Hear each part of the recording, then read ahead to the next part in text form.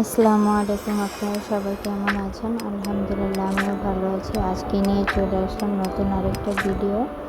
আজকে সকাল সকাল ঘুম থেকে উঠে দেখি আমার শ্বশুর বাজার করে নিয়ে আসছে। আমি আমার ছেলেকে স্কুলে দিয়ে এসে চলে গেলাম রান্নার জন্য। এখানে আমি সব কিছু গুছিয়ে নিয়েছি কাটাকুটি করার জন্য। প্রথমে আমরা পেঁয়াজ কুচি করে নিব, তারপর আমরা মুরগিটা কেটে ধুয়ে নিব বেগুন ভাজার জন্য। বেগুনগুলো গোল গোল করে কেটে নিয়েছি, পেঁয়াজ কুচি করে নিয়েছিলাম।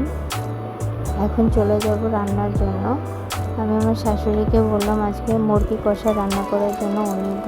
উনি বসিয়ে দিল আজকে রান্না। ওনার হাতে মুরগি রান্নাটা খুবই মজা লাগে, তাই বললাম।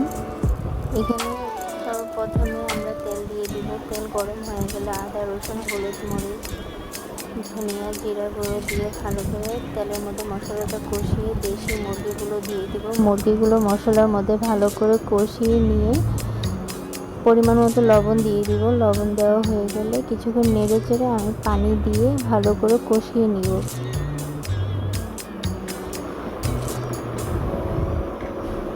কষানো হতে হতে আমি তারই পাশে আলু কিউব আকারে কেটে তেলের মধ্যে একটুখানি হলুদ লবণ দিয়ে ভেজে নিয়েছি। তারপর মুরগিতে দিয়ে আবার কিছুক্ষণ ঢেকে রান্না করব।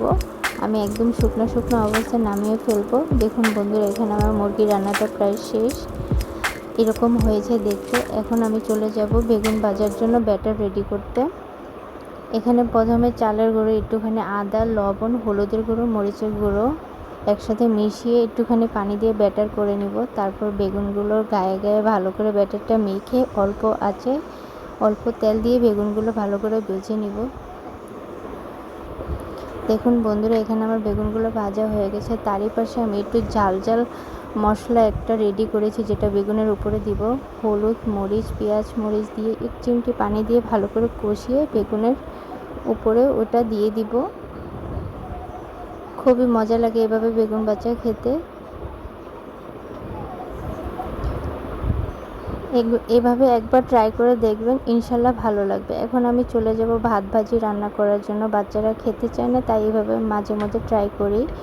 প্রথমে আমরা এখানে একটা সসেজ কুচি করে নিব, বরবটি কুচি, পেঁয়াজ আর মরিচ কুচি করে কিছুক্ষণ তেলে ভেজে নিয়ে লবণ দিয়ে দিব। তারপর দুটো ডিম ঝোড়া করে নিব। ভাত, ম্যাগি মশলা, হলুদের গুঁড়ো দিয়ে ভাতটাকে ঝরঝরা করে ভেজে নিব।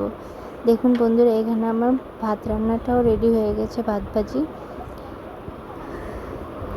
এখানে আমি 3 পদের রান্না করেছি, তাই আপনাদের সাথে শেয়ার করলাম। আমার ভিডিওটা ভালো লাগলে লাইক, কমেন্ট, শেয়ার দিয়ে পাশে থাকবেন। এরকম আরও নতুন ভিডিও পেতে আমাকে সাপোর্ট করবেন। আসসালামু আলাইকুম, আল্লাহ হাফেজ।